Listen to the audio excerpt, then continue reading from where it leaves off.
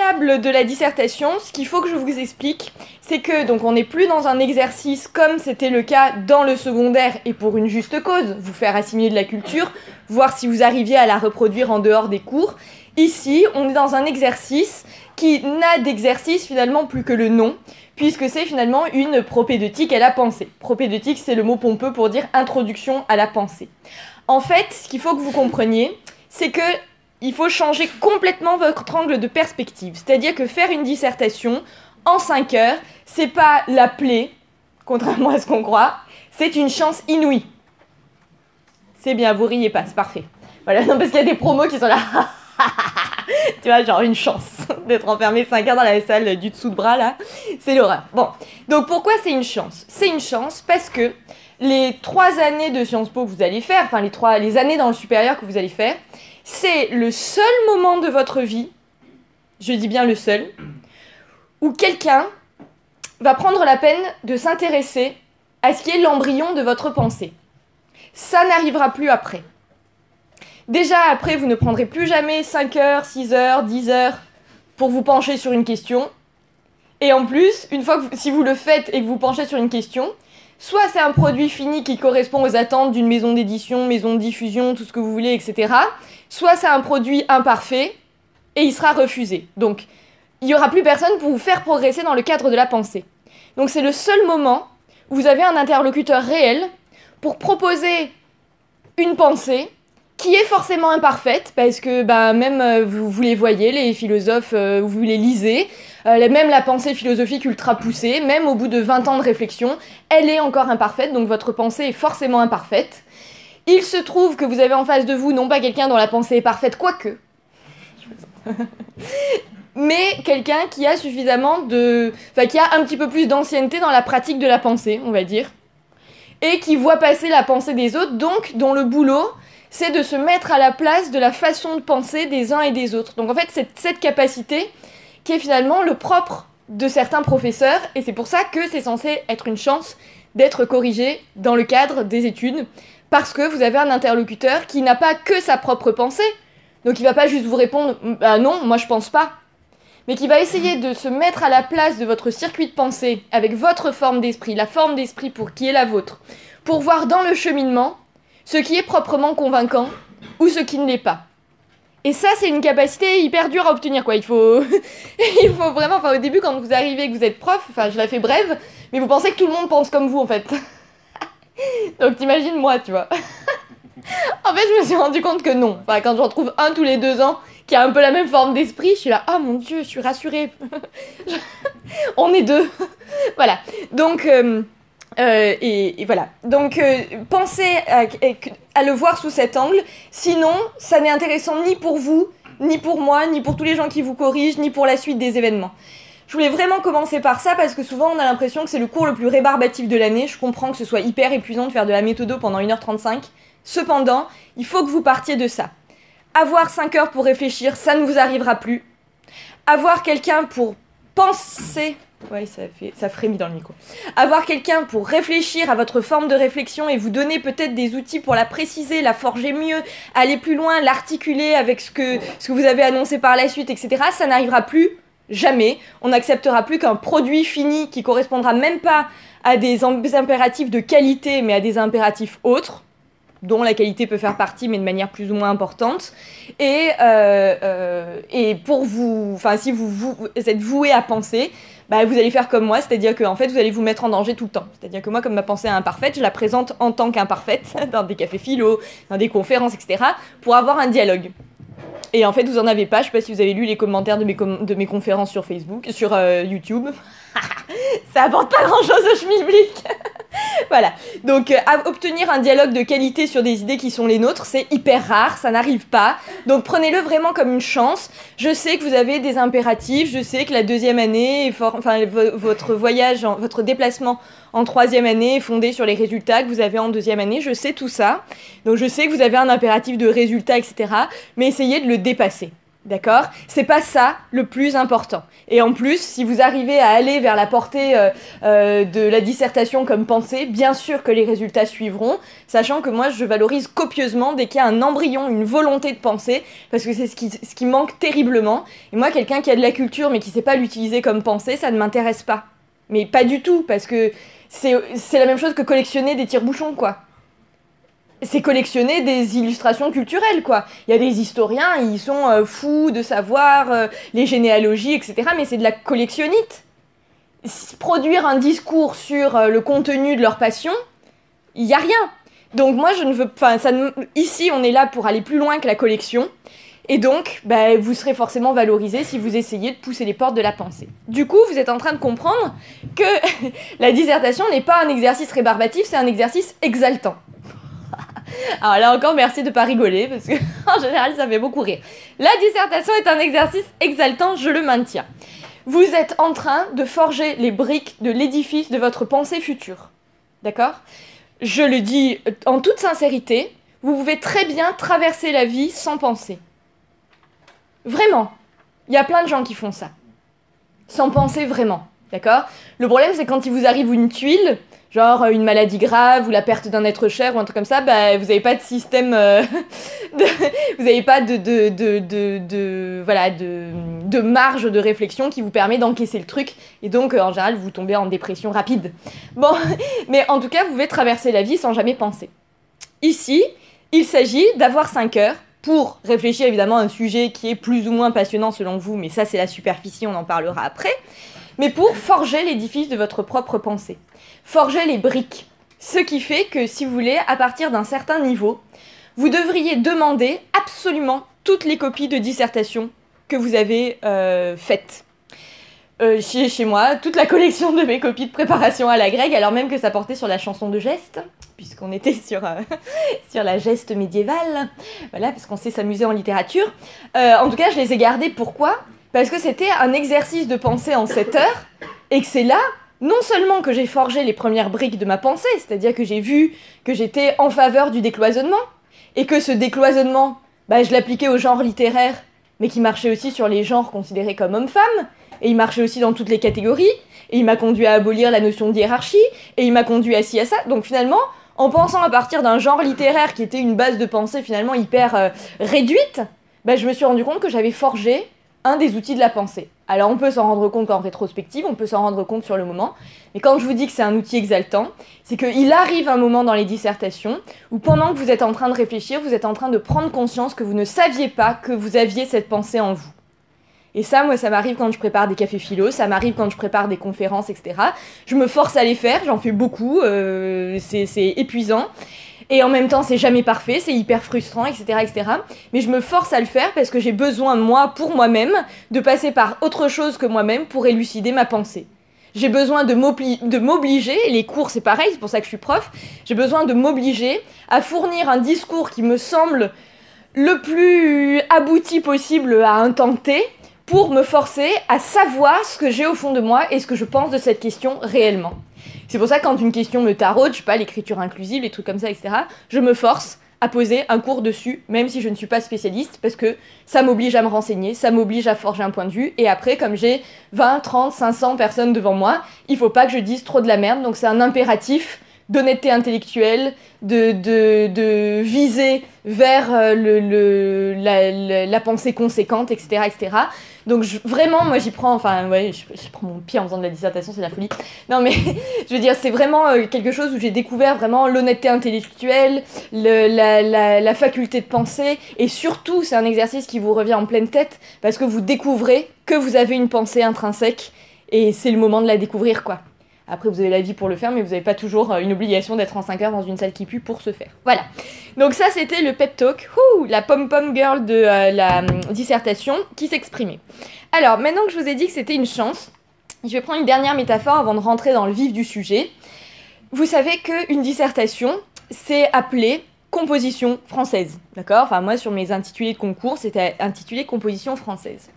Et un jour, ça m'a percuté que c'était pas anodin. D'accord ? Pourquoi ? Parce que vous composez. Et du coup, la métaphore qui s'est imposée à moi quand je vous prépare à la dissertation, c'est de me dire que, bah oui, vous pouvez faire des gammes toute la vie, d'accord? Enfin, toute votre vie dissertationnelle peut être composée de gammes. Le truc, c'est qu'à partir d'aujourd'hui, vous dépasserez pas le 6 en faisant des gammes, alors qu'au lycée, on arrivait, si c'était de très très très belles gammes parfaitement maîtrisées, à vous mettre des 13. Voilà, c'est la seule chose qui va changer. Vous pouvez faire des gammes toute votre vie, d'accord? Vous entraînez à maîtriser un support, c'est la culture. Les gammes, c'est la culture, d'accord? Maîtriser la culture, c'est faire de très jolies gammes. Si on a encore 14, 15, 16 ans, bah on arrive à avoir 13 parce qu'on fait de très jolies gammes très techniques. Et quand on arrive au moment où on vous demande de composer et de penser, et bah forcément les gammes, on vous met 5 ou 6 et c'est réglé. Bon, même si vous les faites parfaitement bien, allez, on vous met 7. Bon. Après, vous savez que dans la musique, vous avez autre chose, vous avez aussi l'interprétation. On vous donne une partition et vous interprétez un morceau. Vous savez que dans l'interprétation, vous pouvez faire quelque chose de très technique et vous pouvez faire quelque chose de très beau. Bah ça, en gros, c'est votre forme d'esprit qui va dicter par rapport à votre réaction face au sujet, à ce que vous arrivez à faire, à vous émanciper ou non de la technique, à produire quelque chose qui est un petit peu individuel pour vous émanciper de quelque chose qui est quand même une pratique technique. Et ben voilà, c'est la différence entre celui qui va lire les notes et jouer et celui qui va commencer, quand on l'écoute, même s'il joue du Beethoven ou des trucs comme ça, à savoir que c'est lui qui joue. Et ben il y a un dernier stade, c'est la composition. Vous utilisez les mêmes notes que tout le monde, do, ré, mi, fa, sol, la, si, do, etc. Mais c'est votre mélodie, c'est votre composition, et ça devient vraiment de la création. Et là, la culture, c'est le bagage commun, c'est les notes qu'on vous a apprises, les gammes qu'on vous a fait faire. Ok, très bien. Mais vous voyez à quel point elle est soumise à votre propre forme d'esprit, à votre propre créativité, à votre propre potentiel. Ce ne sont plus que des notes. Et bien la culture, il faut que ce soit plus que de la culture, et que à partir de cette base hyper souple, parfaitement maîtrisée, vous mettiez à composer. Donc vous voyez l'enjeu, quoi. C'est plus un exercice vraiment, voilà. C'est plus un exercice juste, voilà, on récite ce qu'on a vu en cours et on le met à la sauce argumentative, donc on valide ses compétences argumentatives, etc., etc. Ça va beaucoup, beaucoup, beaucoup plus loin que ça. Ce que je vous annonce là, je résume tout ce que j'ai dit avant en une phrase, c'est que je vous apprends que... Enfin, je vous apprends, ou j'en fais des tonnes pour vous dire que la dissertation, c'est censé être un plaisir. Un plaisir, certes, douloureux, parce que il s'agit de se donner du mal, mais comme toutes les choses qui se font avec passion, c'est une douleur nécessaire, et c'est quelque chose qui va fournir quelque chose que vous ne regretterez pas. Donc là, moi, je vous pose un petit peu un ultimatum. Soit vous vous investissez, et là on y va ensemble. Moi je peux passer 1h30 à corriger une copie si je vois que la personne essaie vraiment de penser et qu'il s'agit, voilà. Par contre, les copies qui font de la récitation faussement argumentée, franchement j'y consacre pas plus de 7 minutes, et ça dépasse jamais le 7, un point par minute, c'est déjà largement bien payé. Voilà. Donc maintenant j'en viens à ce qui peut-être vous intéresse plus directement l'échéance qui est la vôtre. Donc vous savez que vous avez une dissertation de culture générale en 5 heures, qu'elle est à peu près coef 127, donc qu'il faut à peu près la maîtriser. Et en fait, c'est une dissertation de culture générale, et dans dissertation de culture générale, il y a culture générale, alors qu'est-ce que c'est ? Bon, ça n'a que très peu à voir avec l'exercice que vous aviez avant, enfin ça a un petit peu, mais il faut pas que vous soyez bloqué par l'exercice de questions contemporaines que vous aviez pour passer le concours. Ça ressemble, mais c'est pas tout à fait question contemporaine, c'est qu'on se dit que à 17 ou 18 ans, vous ne pouvez pas avoir une culture super étendue, et donc on mise sur la connaissance de l'actualité, et donc on appelle ça question contemporaine, parce qu'on sait que vous connaissez pas beaucoup Averroès, par contre savoir parler de Boko Haram, vous savez le faire. Voilà, donc ça s'appelle question contemporaine parce qu'on ne va pas vous faire aller dans les tréfonds de la culture médiévale, mais on va essayer de vous faire penser une chose en regard de l'actualité. La culture générale, c'est le truc complet, en fait, c'est juste, moi j'appellerais ça juste dissertation, quoi. C'est-à-dire que culture générale, ça veut juste dire, donc ça c'est le premier point, ça veut juste dire que vous redécouvrez la capacité à penser une question dans son ensemble. Attends, je remets mon micro parce que, attention les oreilles. Ouais, ça me résiste. Je sais pas, en fait, il bouge, ça fait chier. Bon, pardon, ça saoule. c'est embêtant. Voilà. Voilà. Donc, bon, là, il s'est à peu près calmé. Bon. Alors, qu'est-ce que j'étais en train de dire ? Oui, en fait, ça devrait s'appeler dissertation parce que culture générale, c'est simplement la capacité retrouvée de penser un problème dans son ensemble. En revanche, ce qui est difficile quand on aborde la culture générale, c'est que ça semble une évidence que penser un problème dans son ensemble, c'est ce qu'on devrait faire tout le temps, en fait. finalement, c'est la nature d'un sujet de devoir porter sur tout, et la nature de la pensée de s'appliquer à tout. Le problème, c'est que vous avez été formé à cloisonner la pensée. Et donc quand vous arrivez en plus dans un cadre scolaire, dans un exercice qui s'appelle dissertation, par atavisme, ça veut dire par reproduction de ce que vous avez fait avant, il y en a beaucoup d'entre vous, on va dire 99,98% d'entre vous, vous on sait pas, mais la génération d'avant il y avait 99,9% d'entre eux, il y en a 99,9% d'entre vous qui cloisonnent en dissertation. C'est-à-dire que quand ils ont un sujet où il y a le mot amour, ils font une disserte de philo. Ou philo à la sauce religieuse. Quand ils ont un sujet sur la famille, ils font un truc psychosocial. Quand ils ont un sujet sur l'État, ils font un truc de sciences politiques. C'est un mécanisme inconscient en fait. Mais, oui, désolé, je vais essayer de le... En fait, il faudrait que je le cale. Attends. Le mouchoir morveux va m'aider. Ah, ok, c'est bon. Voilà. Donc, je sais plus ce que je disais. Bon, en tout cas, vous avez donc l'habitude de cloisonner la pensée, et donc en fonction du type de sujet, de manière totalement inconsciente, vous avez vous faites des dissertations relevant d'un certain domaine. Ça, c'est des habitudes scolaires qu'il va falloir briser. C'est pour ça que sur votre brouillon, moi c'est ce que je dis chaque année, écrivez domaine de la pensée. Concrètement, donc exemple concret. Vous avez, il y a eu un sujet, on va beaucoup s'appuyer dessus. La famille va-t-elle disparaître? D'accord? En gros, ça devient un sujet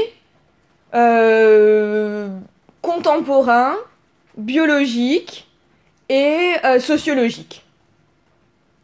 Mais ce qu'il faut, donc ça c'est le réflexe, c'est de dire la famille risque de disparaître parce que, et vous citez la GPA, le mariage pour tous, si vous êtes un petit peu un petit peu bas de plafond, vous dites oui, mais si les homosexuels se marient entre eux, bon sang de bonsoir, ça va pas faire d'enfants, du coup la famille va disparaître. Bon, ok, très bien, bravo. Bon, mais donc vous disiez ça, c'est votre exemple contraire parce que vous êtes un petit peu plus haut de plafond. Voilà. Bon, quoi qu'il en soit, vous voyez, vous allez faire quelque chose dans le genre, le biologique, est-ce que ça va, et le sociologique, dans le genre, oui, mais il y a la famille nucléaire, il y a la famille élargie, etc., etc. Donc vous élargissez à ce champ-là. Moi, ce que je veux que vous fassiez, parce que là, vous êtes en train de vous fourvoyer, vous êtes en train de faire une dissertation psychosociale, en fait, c'est, au bout de 20 minutes où vous êtes en train de débriefer sur le sujet, prendre du recul et dire, est-ce que je suis pas en train juste de m'engouffrer dans un seul domaine de la pensée, ou deux, ou trois, mais dans le même registre. Et là, posez-vous la question, mais par rapport à la survivance de la famille, est-ce qu'il n'y a pas des données économiques et des données politiques? Et évidemment, à partir du moment où vous avez un ministère de la famille, ou des affaires familiales, ou de ceci ou de cela, selon l'argent que on met dans ces ministères, et la manière dont ces ministères vont décider de gérer les allocations familiales, etc., vous comprenez que ça a un impact direct sur le développement ou non de la famille. On l'avait vu un petit peu en amphi, je vous avais peut-être parlé de l'interventionnisme d'impulsion de De Gaulle, comme forme d'intrusion faible dans le modèle familial. Je vous avais dit qu'à un moment, il voulait qu'il y ait beaucoup plus de petits Français. Du coup, il a boosté les allocations familiales. Et ensuite, quand il y a eu suffisamment de petits Français, il les a baissés. D'accord? Donc, et du coup, on est passé d'un moment où les femmes françaises, il y a eu un pic où elles faisaient entre 3 et 4 enfants par femme, par foyer, à la situation actuelle, puisque maintenant, les allocations sont plus basses, la vie sont plus dures, etc., où il y a 2,1 enfants par femme, parce qu'évidemment, on peut accoucher d'un petit doigt. Donc, vous voyez bien, je dis pas que ça fait tout, mais je dis qu'il y a forcément un impact aussi des politiques familiales sur la question de la disparition ou de la permanence de la famille. Donc, tout ce que je dis par là, c'est que, en principe, quand on vous donne n'importe quel sujet, vous devriez le penser à travers tous les domaines de la pensée. Et ça devrait se faire naturellement.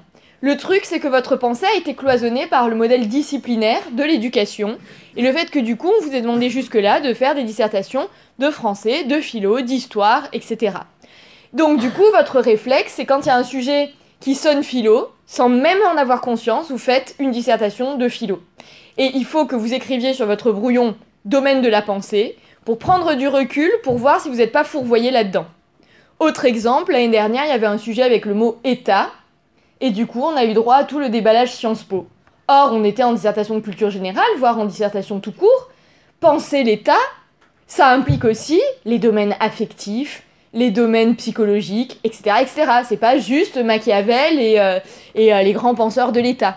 Et donc voilà, il faut apprendre à décloisonner, c'est-à-dire à se dire que tout le temps, même si le sujet a une dimension philosophique, a l'air de drainer une réflexion philosophique, il faudra se poser aussi les questions en termes de politique et économique, parce qu'en réalité, rien n'est jamais décorrélé. D'accord ? Un autre exemple peut-être encore plus frappant, si je dis « doit-on aimer autrui ?» Sujet de dissertation, doit-on aimer autrui ? Il y en a plein qui vont entendre leur sujet de dissertation de terminale et qui vont faire un truc sur l'amour d'autrui. L'amour est-il spontané ? L'amour peut-il être conditionné ? Peut-on se forcer ? Parce qu'il y a la notion de devoir, dans doit-on aimer autrui, etc. Voilà. Et en fait, sur ce sujet, il y a 80% des étudiants qui vont faire un sujet strictement philo, etc., etc. Si vous prenez du recul et que vous vous dites, alors, pensons autrement, vous prenez des domaines très différents, le droit, la politique, l'économie, etc., ou le politique, l'économie, etc., ça peut donner des trucs vachement intéressants, dans genre, les aides sociales, RSA, etc., etc., ne sont-elles pas le palliatif social du manque d'amour entre individus ? Et là, je fais la démonstration à partir de la charité, qui est un des piliers de l'islam et un des piliers de la chrétienté, qui faisait qu'il y avait une prise en charge de la pauvreté dans les sociétés, notamment les sociétés urbaines, et qui faisait que du coup, il y avait un certain... Donc c'était pas de l'amour, mais c'était déjà une forme, théorisée de l'amour dans la religion. Puisque les gens vont pas s'entraider, on va dire « Eh oh, t'es un chrétien, tu dois aimer ton prochain, aime ton prochain comme toi-même ». Donc là, on passe par la religion qui théorise l'amour, donc vous êtes pas forcé de ressentir l'amour pour savoir que vous avez un devoir d'amour envers autrui, que la religion vous rappelle, et comme il y a eu des pays qui sont laïcisés, c'est l'État qui a pris en charge le truc. Donc, les aides sociales ne sont-elles pas le palliatif du manque d'amour dans la société, concrétisé par les sociétés laïques qui n'ont plus de devoir théorique religieux d'aimer autrui par le biais de la charité. Vous voyez ? Là, vous êtes dans les institutions, les questions de RSA, les questions des aides sociales, etc., etc. Et ça vous a éclairé pour ne pas penser juste le devoir d'amour comme quelque chose de psycho-affectif, de philo-psychologico-affectif. Vous voyez l'idée ? Voilà. Donc là, maintenant, vous avez bien compris ça. Donc ça, c'est l'essentiel. La culture générale, c'est un exercice de pensée, d'ensemble, d'accord ? Les choses n'existent pas indépendamment de ce à quoi elles sont corrélées. Dieu merci, vous avez enfin la possibilité de penser un sujet dans son ensemble. Vous avez peut-être tous des mauvais souvenirs à ce sujet, moi j'en ai plein. Des dissertes d'histoire de prépa sur l'Union soviétique, où j'expliquais qu'il y avait une reproduction du même et des pics dans l'histoire des pays, etc., etc. Le mec a tout barré, il a mis 7, il a dit on n'est pas en philo, on est en histoire. Voilà. Bon, il a raison, je veux dire, il me préparait à Normal Sup, si j'avais fait ça à Normal Sup, je me serais certainement fait défoncer parce que eux, ils pensent sur le cloisonnement disciplinaire, donc j'étais pas dans le cloisonnement disciplinaire. Ok, il m'a remis sur le chemin du cloisonnement disciplinaire. Mais ça veut bien dire que quand vous avez le réflexe sain de penser quelque chose globalement, on peut vous couper les ailes en vous disant non, on pense bien dans ta discipline, etc. Certains littéraires, on leur a dit vous êtes trop philosophe, etc., etc. Ça n'a aucun sens. Donc à tous ceux qui ont été marqués par ce genre de remarques, c'est terminé. Vous avez enfin la chance de récupérer quelque chose qui est authentique, c'est-à-dire le fait de penser un sujet qui n'est jamais cloisonné, d'une manière, la pensée, qui n'est jamais cloisonnée. Sinon, ça veut dire qu'elle est fausse, ou partielle, etc., etc. Donc c'est une chance. Si vous voulez, le cloisonnement disciplinaire, c'est à l'être humain ce que serait le fait de vous jeter sur une table un cœur, un poumon, un rein, et de vous dire ça c'est l'homme. Ok. Ça c'est quand vous faites une disserte de philo, une disserte d'histoire, une disserte de lettres. En fait, l'homme, vous voyez que c'est tout ça en corrélation permanente, donc c'est idiot de décloisonner. Pourquoi ? Parce que vous perdez la substance vitale. Vous avez des organes morts sur la table, ça sert à rien. Bon bah voilà. C'est la même chose, vous recloisonnez tout ça, et c'est même pas recloisonné, vous récupérez cette pensée spontanée, mais il faut prendre conscience qu'elle a été décloisonnée pendant des années, et donc il faut lutter activement et en conscience contre cet atavisme. Donc ça, c'est le premier point de la culture générale, et c'est le premier point, en fait, qui fait qu'il y a énormément d'étudiants qui font des bonnes dissertes qui sont notées 6, parce que c'est une disserte d'économie, ou c'est une disserte de sciences politiques, ou c'est une disserte de philosophie, donc c'est tellement partiel, que même si cette disserte de philosophie, elle est parfaite, vous pouvez pas avoir plus dans un domaine, il y en a 500 000, c'est incalculable, d'accord? Donc c'est forcément, voilà. Donc ça, c'est vraiment le premier point. Si vous ne comprenez pas ça, il y a de forts risques qu'avec la même dissertation que celle d'il y a 6 mois, vous ayez une note catastrophique. Donc ça, c'est aussi de manière concrète comment réussir son épreuve, quoi. Bon, autre chose. Donc c'est une disserte de culture générale, donc on récupère la vision d'ensemble. Ensuite, le deuxième point par rapport à la dissertation de culture générale, c'est que penser globalement, ça implique aussi la question de se déplacer dans le temps et dans l'histoire. Et là, il faut lutter contre le deuxième piège, contre le deuxième atavisme. Donc l'atavisme numéro 1, c'était de cloisonner en discipline, alors qu'il s'agit de penser un sujet dans son ensemble. Le piège numéro 2, c'est de traiter le sujet sous l'angle occidental contemporain. C'est pas votre faute, pour l'instant. À partir d'aujourd'hui où je l'ai dit, c'est absolument votre faute, et je vais vous assassiner, évidemment. Mais jusqu'à aujourd'hui, ça n'est pas votre faute. Pourquoi ? Pareil, parce que vous avez suivi un parcours scolaire, et dans le parcours scolaire, ça ne vous a pas échappé qu'il y a quand même 80%, et encore je suis sympa, des programmes scolaires qui sont franco-français, étendus un petit peu au monde occidental. D'accord ? Jusqu'à l'Amérique, ok. Et tout ça à partir du XVIIIe siècle, dans la modernité. Du coup, sans en avoir conscience, moi je vous demande juste d'en prendre conscience pour changer la donne, sans en avoir conscience, quand vous cherchez à prouver quelque chose, les exemples qui vous viennent sont des exemples occidentaux à partir du XVIIIe siècle. Et donc là, pour lutter contre cet atavisme, qui est celui de toutes les générations que j'ai eues jusque-là, toutes les promos que j'ai eues jusque-là, pour lutter contre cet atavisme, la seule solution, c'est d'en être conscient, et pareil, au bout d'un moment, de prendre du recul et de se dire, est-ce que je ne suis pas en train de faire un devoir occidentalo-centré dans la modernité? Et ça encore, c'est pas le pire, hein, parce qu'il y en a qui font des devoirs franco-français du XXe siècle, enfin du XXe et du XXIe siècle, d'accord? Donc c'est déjà pas si mal. Quand vous arrivez sur un devoir sur l'école ou l'éducation, à me parler des state schools et des public schools, je suis déjà vachement contente. D'accord, il y en a qui font, alors les lois Ferry et Charlemagne, tu vois, t'es là, ouh, tu vois, donc Charlemagne, il fondé l'école. Bon là, on est allé un petit peu plus loin dans le temps, mais c'est le seul exemple que vous avez, enfin, ça va pas du tout, quoi.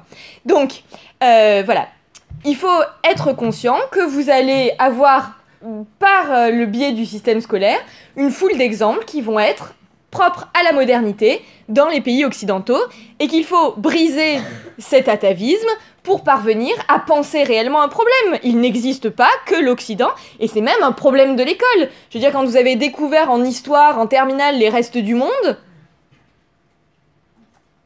c'est étonnant, et tu te fais en un an, enfin, je sais pas si c'est toujours pareil, mais moi j'avais fait en un an le Japon, l'ère Meiji, etc., la géographie du Japon, la Russie, les anciennes républiques soviétiques, enfin, j'étais là, mon Dieu, mais... Le monde est si vaste. Voilà. Donc, il faut prendre conscience de tout ça et lutter activement contre ça. Et là se pose une question qui va être celle des 3 prochaines années à Sciences Po, enfin, et même après, j'espère, de toute votre vie, qui est, on s'y met maintenant, il faut obtenir cette culture-là. On ne peut pas rester dans un tel état d'ignorance. C'est une insulte à la face du monde entier. D'accord ? Alors je comprends que les gens qui président au programme scolaire sont des franchouillards qui pensent encore au roman national, etc. Bon, je vais pas faire une conf maintenant sur ce truc parce que ça m'énerve beaucoup. Mais voilà, il faut qu'à un moment, là, aujourd'hui, vous compreniez que on est en culture générale et que la culture générale, c'est aussi se cultiver sur les auteurs du monde entier, ce qui se passe dans le monde entier, l'histoire des civilisations, etc., etc. Et donc, ceux que ça passionne, c'est la fête, quoi. Mais c'est vrai, c'est la fête, parce que jusque-là, enfin, je sais pas, enfin, moi j'avais l'impression d'avoir un corset serré au maximum quand j'étais au lycée. C'est-à-dire qu'en gros, dès que je voulais faire un petit peu autre chose que ce qu'on me proposait, on disait non, n'y va pas, ne cite pas Dostoïevski parce que c'est pas en français dans le texte, donc c'est une traduction, donc tu peux pas l'analyser selon les métaphores, les figures de style françaises. Dommage. Voilà. Donc, voilà, mettez-vous à lire les auteurs de partout dans le monde, à réfléchir sur toutes les questions de civilisationnelles. Il y a beaucoup plus qu'Huntington, d'accord. Parce que Huntington, vous allez en entendre parler pendant 3 ans jusqu'à en vomir, le pauvre. Le choc des civilisations. Du coup, il y en a plein qui ont écrit « Le choc des civilisations est-il une vraie théorie ?» Le choc des civilisations n'aura pas lieu. Donc voilà, une fois que vous avez lu ces 3 bouquins, vous pensez avoir tout compris au monde, mais...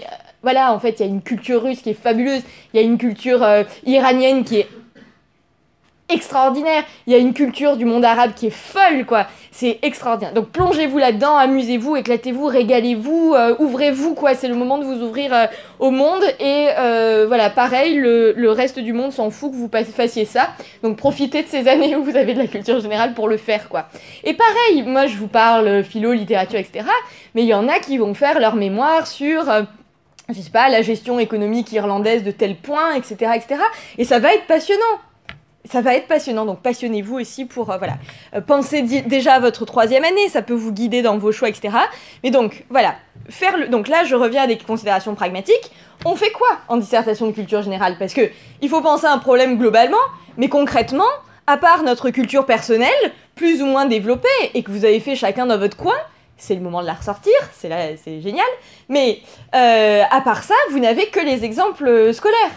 Et les exemples scolaires, bah, effectivement, ils sont très franco-français, un petit peu ouverts au monde occidental, et très ancrés dans la modernité. Alors qu'est-ce qu'on fait? Puisqu'il s'agit de penser globalement à une question, alors qu'on n'a pas la culture suffisante pour le penser à toutes les époques et de tous les temps. Alors comment on fait? Alors, bah, je vous dis, en première année...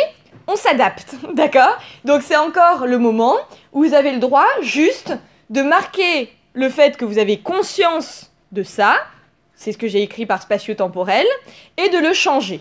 C'est-à-dire qu'en gros, moi je vais hyper valoriser, mais ça ne durera qu'une année, les copies dans lesquelles on va passer d'une proportion 90 exemples occidentaux de la modernité, 10% d'exemples du reste du monde, à une proportion 70-30. Vous comprenez?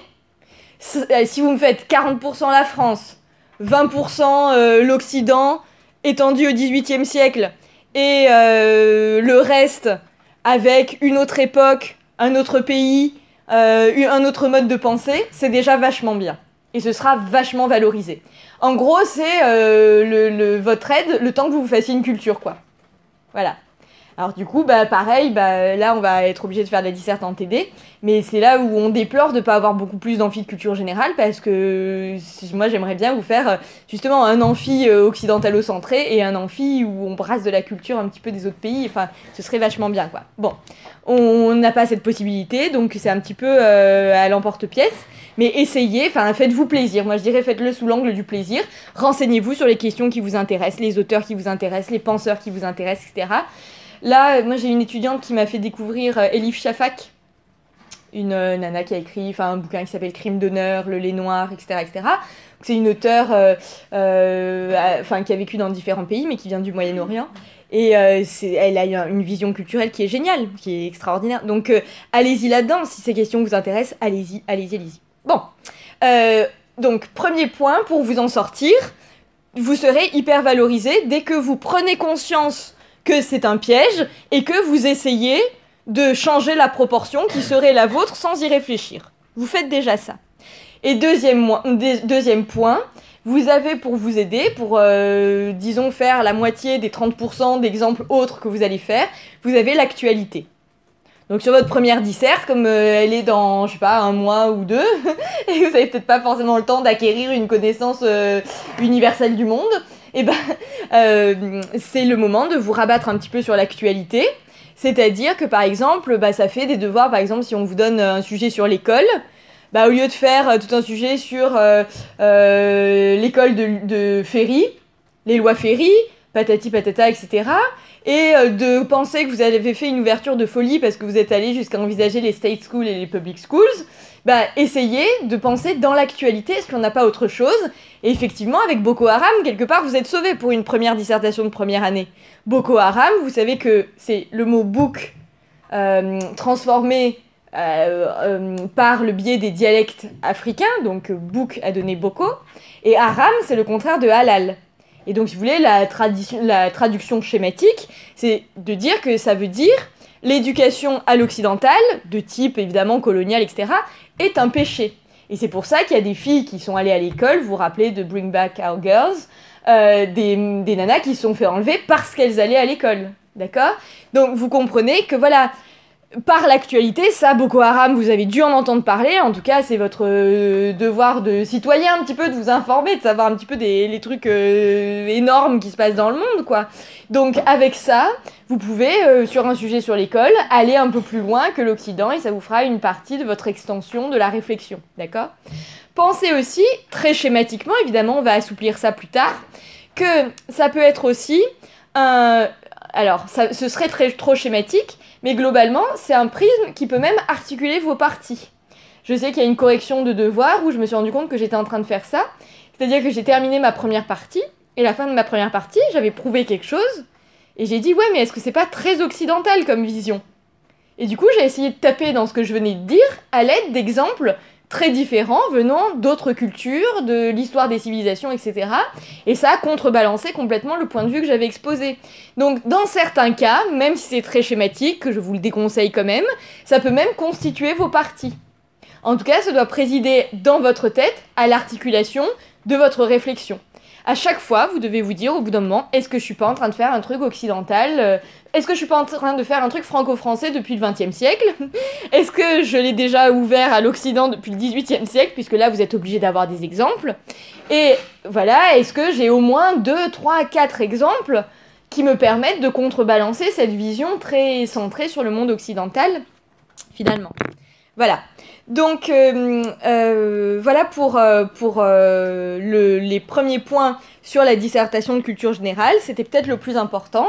Premièrement, vous rendre compte qu'une dissertation, c'est une incitation à la pensée et que c'est le moment d'une révélation à soi, que c'est une chance, que c'est pénible, mais que vous n'aurez plus jamais cette chance dans cette vie, plus tard, après vos études. Comprenez que vous avez enfin un interlocuteur pour vous réaiguiller, donc proposez-lui quelque chose qui puisse réaiguiller. Si vous faites un exposé débile avec de la collection de culture, il n'y aura rien à dire dessus, quoi, voilà. Donc proposez votre pensée pour qu'on puisse vous montrer où sont ses failles, comment combler ses failles, etc., etc. C'est ça qui est intéressant, en fait. Il y a des dissertes, c'est un vrai dialogue, etc. Donc comprenez qu'on est vers la pensée, que vous allez forger les premières briques de votre pensée, même si vous n'en êtes pas conscient. Et ensuite, pensez qu'il s'agit de se réapproprier le décloisonnement qui est préalable à toute pensée et qui n'est pas disciplinaire pour penser une chose dans son ensemble. Le premier piège de la dissertation de culture générale étant de repartir dans le cloisonnement atavique des disciplines du secondaire. Et le deuxième piège étant de rester dans la France étendue à l'Occident et le 20e siècle, 21e siècle étendu jusqu'au 18e siècle et qu'il faut rompre ces deux choses. La prise de conscience de ces deux points, mise à la sauce tentative de proposer une solution pour ne pas tomber dans ces pièges, est hyper valorisée et on est tous les collègues de TD à vous corriger en dissertation. On a une grille de correction qui nous est commune, que je vous ai mis dans le Polycope, on la regardera après, où il est dit, enfin en tout cas entre collègues, on s'est dit pour la première dissertation, on survalorise tout ça, parce que s'ils ne prennent pas ce réflexe immédiatement, ils y arrivent, même avec une disserte splendide, ils auront jamais plus de 7. Donc c'est le point de départ. C'est pour ça que j'ai passé 36 minutes dessus et que là le reste ça va être beaucoup plus efficace, quoi. C'est le préalable, c'est le plus important, c'est les pièges dans lesquels ne plus tomber. Alors, et c'est pour ça que je vous ai écrit spatio-temporel. C'est ce que j'écrirai sur mon brouillon aussi pour ma première, ma deuxième, ma troisième, ma quatrième, ma cinquième, ma sixième dissertation. Et quand je suis sûre de plus oublier, je m'en émancipe. Ok. Alors maintenant, on va passer vraiment à la question de comment ficeler une dissertation de culture générale. Et donc, en gros, la question qui préside à ça, c'est finalement, on a l'impression que 5 heures c'est long, mais en fait pour penser globalement un sujet sur lequel on a des choses à dire, c'est infiniment court. D'accord? Alors, je dis pas que c'est biologiquement court, hein, c'est-à-dire que passer 5 heures dans une salle, c'est de toute façon affreux, quoi. C'est quelque chose de... Voilà, c'est un mode de torture bien connu, hein, de plein de services secrets. Donc, c'est quand même une certaine forme de torture. Donc, mais en gros, 5 heures, c'est peu. Et pour vous donner un différentiel, j'ai dit à d'autres... Enfin, aux 4e année, que à partir du moment où quand vous faites une thèse, vous passez 3, 4, 5, 6, 7, 10 ans sur un seul mot, bah vous comprenez que 5 heures pour réfléchir, c'est très peu. Et donc là, ça vous permet... moi-même, j'ai passé 7 ans sur le terme indicible. Donc vous voyez un petit peu le... Voilà.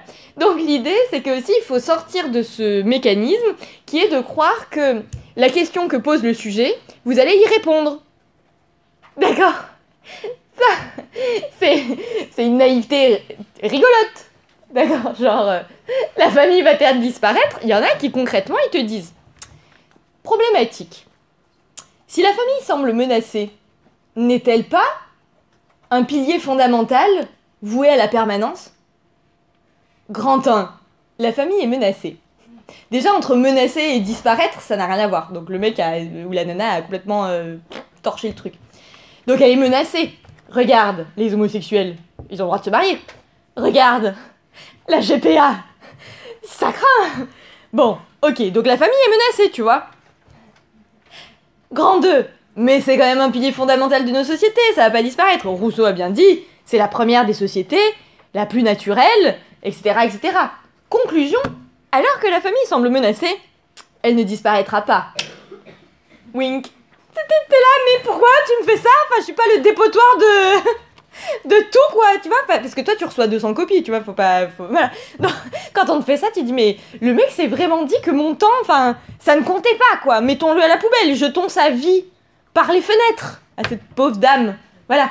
Donc, arrêtez de faire ça, quoi. Voilà, donc là, vous avez pensé que, paf, c'était une question fastoche. Genre, la famille va-t-elle disparaître? Tu vois, c'est un peu eschatologique, post-apocalyptique. La famille va-t-elle disparaître, tu vois? Moi, j'ai dit ça, je suis angoissée pendant 3 semaines.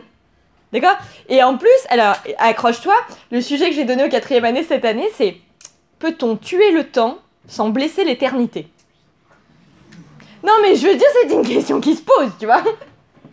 Et en fait, je leur ai donné ce sujet exprès, parce que souvent, vous pensez les sujets théoriquement et abstraitement, et vous croyez qu'il y a une réponse.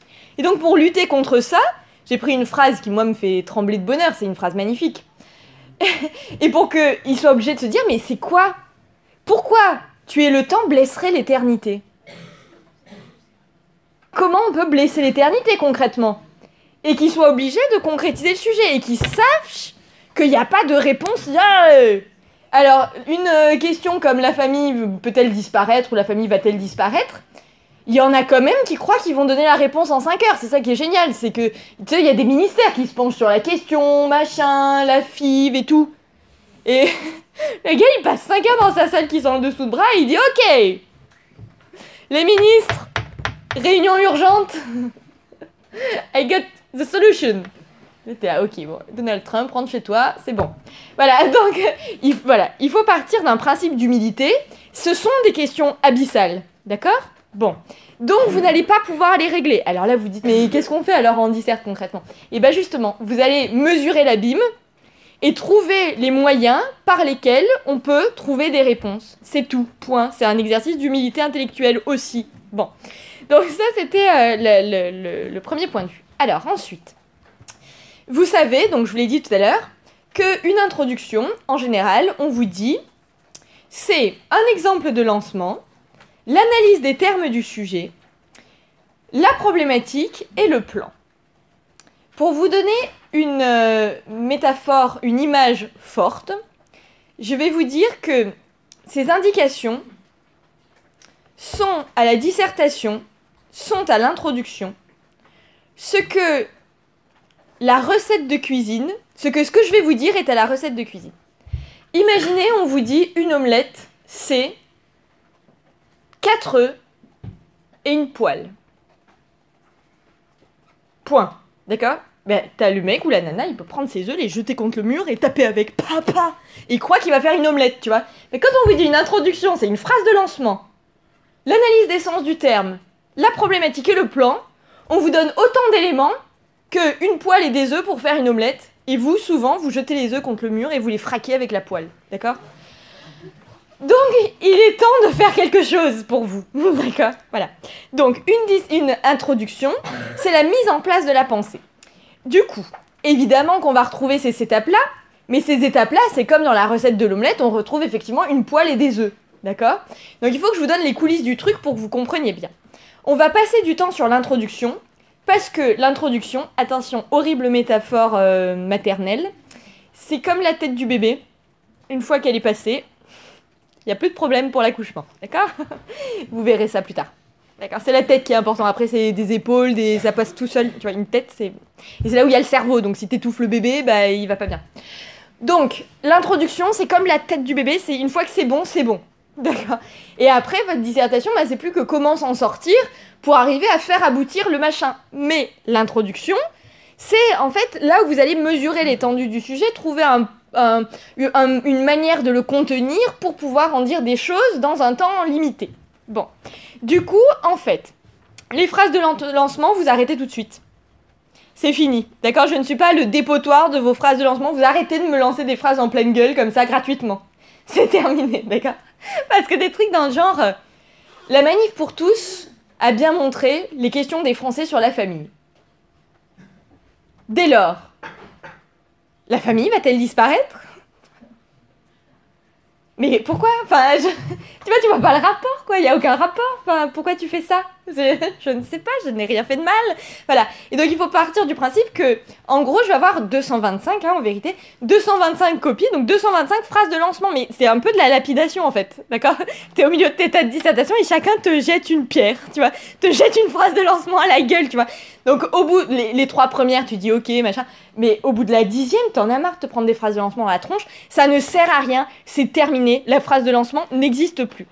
Alors, pour être intelligent et pour aller vers la pensée, on va remplacer la phrase de lancement par non pas un exemple de lancement, mais un exemple que j'appelle un exemple boomerang. Donc vous allez comprendre la métaphore, on en l'a peut-être vu avec certains. Vous allez peut-être comprendre la métaphore. Alors, un exemple boomerang, c'est quoi ? C'est pas un boomerang que vous allez rattraper par la main, genre ouais, j'envoie le boomerang, je rattrape le boomerang. C'est tu vas envoyer le boomerang, tu vas essayer de l'attraper par la main et tu vas te le prendre en pleine gueule. D'accord, il va te péter dedans, le nez va saigner, tout ça. C'est ça un exemple de lancement. C'est qu'en fait, un exemple boomerang. C'est qu'en fait, tu prends un exemple et tu te dis, je prends cet exemple parce que je pense qu'il recouvre le sujet. Donc, vous prenez un exemple naïf, quoi. Et vous vous dites, je le prends parce qu'il semble recouvrir le sujet. Ça, c'est le fait de le lancer. Mais après, une fois qu'il va faire son petit tour, là, il va rencontrer le sujet dans la stratosphère.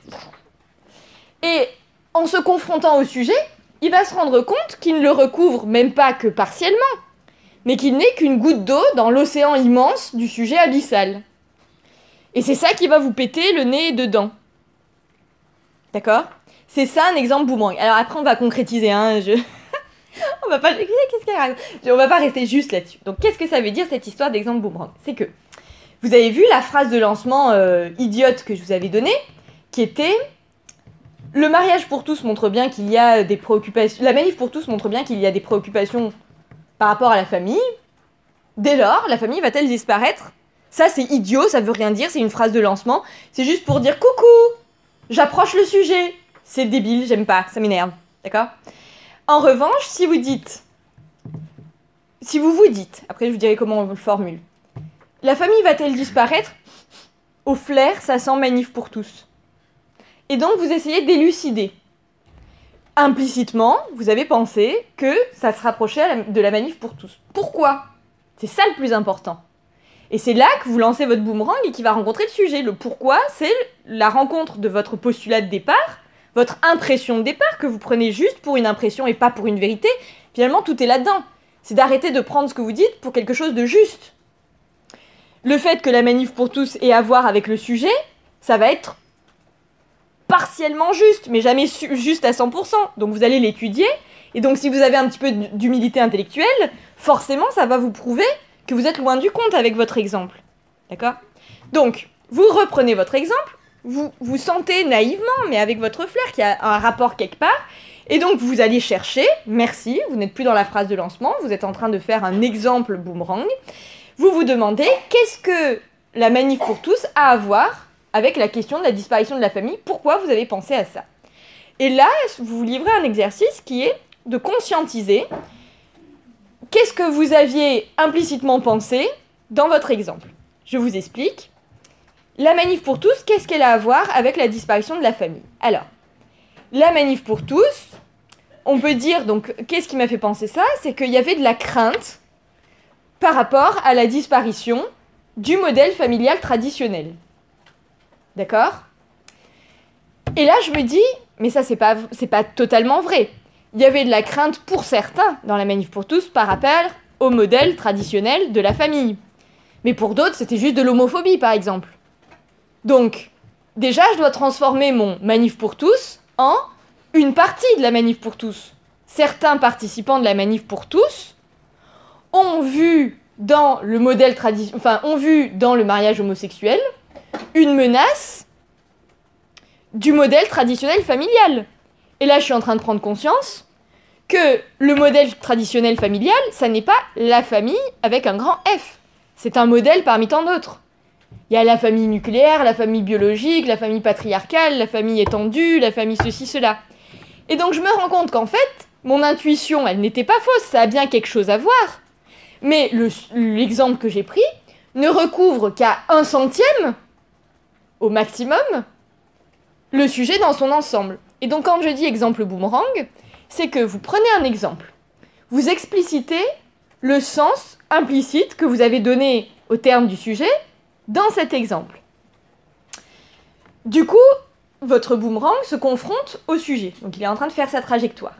Et comme il va se confronter au sujet, c'est évident qu'il ne va pas vous montrer que vous aviez raison de prendre cet exemple parce qu'il recouvre le sujet, mais que vous aviez raison de prendre cet exemple parce qu'il recouvre une partie infime du sujet, mais que cette confrontation a surtout prouvé l'immensité du sujet par rapport à tout exemple qu'on pourrait citer.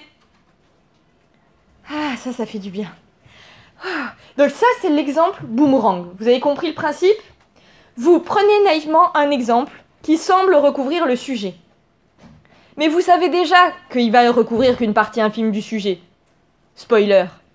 Mais vous faites quand même l'exercice qui est jusqu'à quel point il va recouvrir ce sujet. Et vous savez que vous allez découvrir que de toute façon il ne recouvre qu'une part infime, mais il faut en prendre conscience. Donc vous prenez les termes du sujet, vous regardez quel sens ils prennent dans votre exemple. Ça n'est qu'une partie de la manif pour tous. Ça n'est qu'un modèle familial. Donc la famille va-t-elle disparaître? Ne pourrait effectivement être éclairée par cet exemple, mais de manière infiniment partielle. Donc ce sujet nous a servi à deux choses. 1. Mesurer l'ampleur réelle du sujet. D'accord? 2. Avoir une base de sens pour l'analyse de nos sens des termes. Voir un sens parmi le millier de sens possibles qu'il va y avoir, possiblement, dans ce sujet. En sachant qu'une partie de la manif pour tous a peur de la disparition du modèle de la famille traditionnelle, un papa, une maman, un enfant, et vous avez compris que le modèle de la famille traditionnelle, c'est un modèle parmi 1 million de modèles. Et vous êtes en culture générale, donc vous savez que c'est à travers toutes les époques et à travers le monde entier. D'accord? Donc les familles collectives, les modèles des kibbutz, les modèles... Enfin, vous avez tout ce que vous voulez, là-dedans. Bon, du coup, voilà à quoi sert cette première phase. Donc vous comprenez que quand on vous dit « faites une phrase de lancement », par rapport à ce que je vous conseille de faire, il y a un monde, quoi.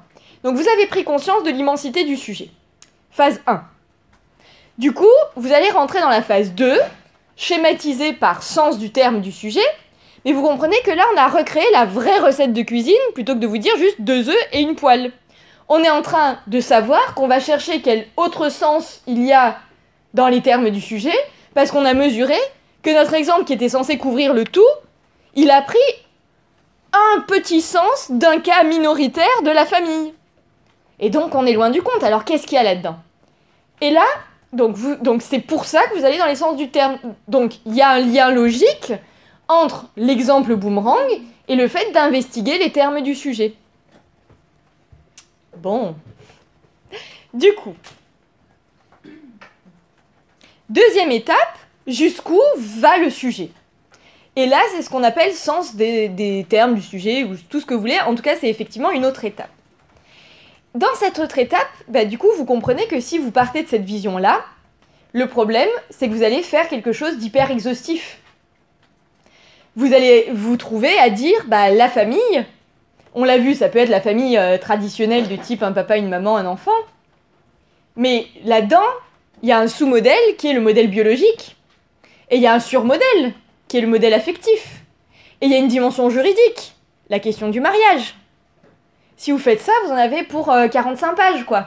C'est pour ça que je vous dis, traiter un sujet en 5 heures, c'est ridicule, puisque sur ça, vous comprenez que ça, c'est le début d'une thèse. Alors, la famille, c'est quoi? Et là, vous feriez vraiment l'inventaire. Mais là, vous pouvez pas, vous avez que 5 heures. Vous mesurez que 5 heures, c'est très peu. Donc, du coup, il y a plusieurs choses à savoir. Alors, première chose à savoir, c'est que arrêtez de prendre les termes du sujet et de dire la famille, c'est. Donc ça, vous l'écrivez, vous le barrez. Vous dites c'est terminé. Vous tapez une tête de mort à côté, là, vous choisissez dans symbole, le symbole tête de mort, et c'est terminé. Je ne veux plus voir, ça c'est -1, c'est terminé. Chaque fois que je verrai c'est terminé. Pourquoi? Parce que c'est partir de l'idée que les mots ont un sens. Ah, laissez-moi rire. D'accord? Les mots ont autant de sens qu'ils ont de contexte.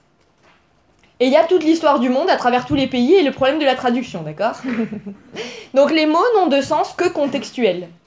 Donc vous ne pouvez pas dire la famille c'est. Le dictionnaire qui vous fait croire que les mots ont des définitions sont republiés chaque année, parce que le sens des mots n'arrête pas de changer. Donc en gros, on vous donne le sens du mot de 2017 ou 2014 ou 1989, quand vous avez telle ou telle édition. Donc le dictionnaire dit c'est parce qu'il est contextuel à une année. D'accord? Donc vous, si vous dites c'est comme le dictionnaire, c'est que vous êtes déjà en train de vous planter, de donner au mot le sens qu'il a dans un contexte donné, dans une année précise. D'accord? Donc ça ne marche pas. Vous pouvez vous référer à l'étymologie. Mais là encore, vision erronée. L'étymologie, on pense que c'est la base de sens du mot, mais en fait c'est un jalon plurimillénaire dans une histoire encore plus plurimillénaire d'un mot. Vous pouvez revenir aux racines indo-européennes d'un mot. On l'a fait avec drink, trinquer, c'est la racine trunk, qui est les sonorités de l'affrontement dans le langage indo-européen. Donc les langues latines ont une racine indo-européenne.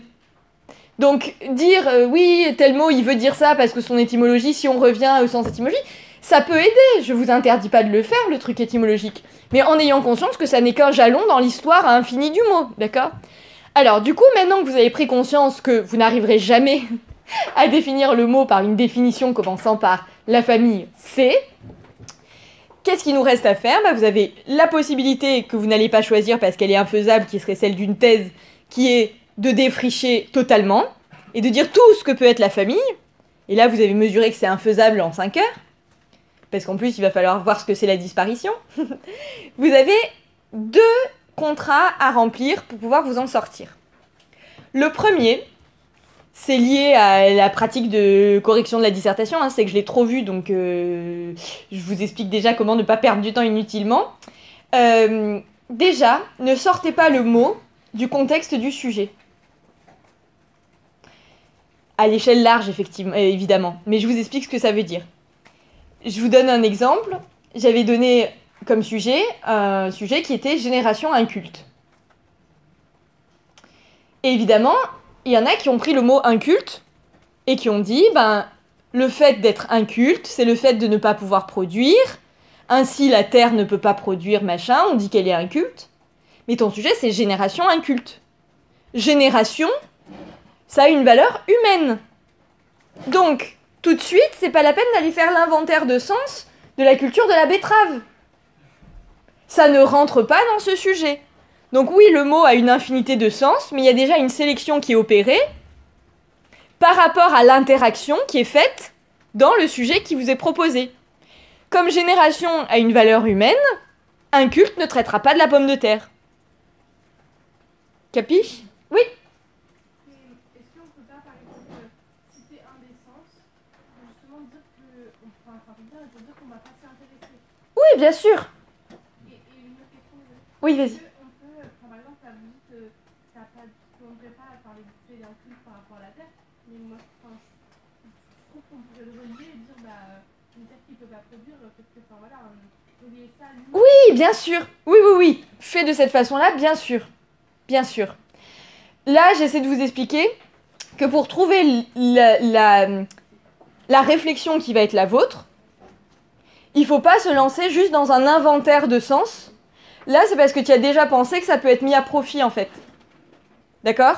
Là, je suis juste en train de dire, ne faites pas l'inventaire de sens. Et évidemment, ce que je dis est schématique, parce que c'est de la méthodologie aussi.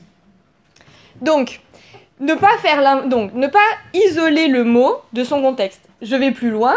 Dans Génération Inculte, comme vous aviez le thème en mon classe de culture, il y en a qui ont dit, dans Inculte, il y a culture, et la culture, c'est nouvel inventaire de sens. Et vous comprenez là, pareil, qu'en fait, quand on traite une génération d'inculte, ce qui va être mis en branle, c'est est-ce qu'il est alphabétisé, le rapport à sa culture scolaire, le rapport à la culture des élites, les questions bourdieusiennes, etc. Mais très peu par rapport à un culte, par exemple, le sens de culture. Il y a des sens de culture qui ne sont pas compris dans un culte. Quand vous traitez quelqu'un d'un culte, il y a des sens de culture. J'essaie de réfléchir, mais voilà, le sens... Vous pouvez dire qu'une terre est un culte, mais ce ne sera pas forcément une insulte, alors que le support humain crée l'insulte. Vous voyez ? Tout ce que je vous dis par là, c'est que pour sélectionner les sens, pour ne pas aller dans l'inventaire exhaustif, pour sélectionner, revenez toujours au sens que ça va avoir dans le contexte du sujet. N'isolez pas complètement le mot. Isolez-le en faisant un gros plan dessus dans l'économie du sujet. Pour vous expliquer ça, petite métaphore de Paul Valéry. Donc moi je vais la massacrer parce que monsieur est un poète, donc lui il le dit de manière poétique, donc du coup personne ne le comprend. Et moi je vais essayer de vous faire comprendre l'idée, donc du coup d'une phrase belle je vais vous faire une phrase moche, mais vous aurez compris l'idée. Donc en gros, en substance, ce que dit Paul Valéry, c'est que les phrases sont un collier de joyaux. D'accord ? Un collier de joyaux, dedans vous avez plusieurs joyaux. Chaque joyau a son rayonnement spécifique. Mais quand vous regardez le collier dans son ensemble, si vous avez un joyau jaune à côté d'un joyau bleu, vous allez avoir une espèce de lumière vert bleuté qui va, je sais pas, susciter l'inquiétude ou le mystère, j'en sais rien, quelque chose comme ça. Donc si vous prenez le joyau bleu, que vous le sortez du collier et que vous dites « c'est un joyau bleu », ça va pas marcher. C'est pareil pour le sens du terme. Si vous prenez le mot génération, le mot inculte en dehors de génération inculte, vous êtes en train de mesurer son rayonnement isolé, alors que ce qui est intéressant, c'est l'interaction de son rayonnement spécifique par rapport au rayonnement spécifique des autres mots. Donc, l'étude des termes, c'est pas je prends un terme isolé et je dis la famille c'est, disparaître c'est, le futur implique que, c'est pas du tout ça. C'est dire le mot famille a une extension énorme dans ce contexte, lié à ci, lié à ça, et là vous faites déjà une sélection. Ensuite, vous allez forcément constater que dans de nombreux sujets et sur de nombreux termes, il va vous rester une possibilité énorme de choix parmi les sens possibles. Donc, dans le mot famille, dans la famille va-t-elle disparaître ? Évidemment, l'accent est mis un petit peu sur le sens biologique, etc. Mais il y a aussi tous les modèles familiaux susceptibles de disparaître ou pas, de manière momentanée ou pas, etc. Et du coup, et la question de à partir de quel moment on peut dire famille, et à partir de quel moment c'est juste des interactions entre les personnes, etc. etc. Donc c'est abyssal. Alors comment on fait pour faire une introduction et que ça ne prenne que, ça va prendre quand même une demi-page, que une demi-page. Alors, là, la solution que j'ai trouvée, c'est ce que j'appelle l'éventail de sens. Je pars du principe, bien sûr, vous le savez, c'est pas... En fait, la dissertation de culture générale, moi je m'y suis mise il y a 5 ans quand je suis arrivée ici. Et en fait, le problème, c'est quand je vous propose un sujet, je suis obligée de faire le corriger derrière. Donc du coup, à chaque sujet où vous avez transpiré, j'ai transpiré aussi, d'accord ? Et donc, tout ce que je vous dis, c'est les problèmes que vous rencontrez, mais j'ai conscience des problèmes que vous rencontrez parce que je les ai rencontrés aussi. Parce que c'est abyssal, une dissertation de culture générale. La question, la famille va-t-elle disparaître ? Elle est post-apocalyptique, je sais pas comment on peut la traiter humainement, d'accord ? Donc la réponse que moi j'ai trouvée à ça, c'est l'éventail de sens. En gros... Donc je vous ai fait des schémas débiles, non c'était le collier que je vous ai dessiné. Donc l'éventail de sens, c'est l'idée de dire, voilà, quand votre éventail est fermé, vous avez une face A et une face B, d'accord ? Comme un bouquin, quand il est fermé, vous avez une couverture et une quatrième de couverture. Et que ce soit le livre ou l'éventail, Bah, au milieu, vous avez l'ensemble du bouquin, l'étendue de la chose. Et bah, prenez les concepts clés du sujet comme ça. Dans votre introduction, présentez l'éventail. Vous dites ça a une face A, ça a une face B, mais dedans, il y a tout ça. Et du coup, vous ne dites que la face A, que la face B, pour faire mesurer l'intérieur. En gros, vous prenez un sens, et vous prenez un sens très, très, très, très différent. Le plus différent possible.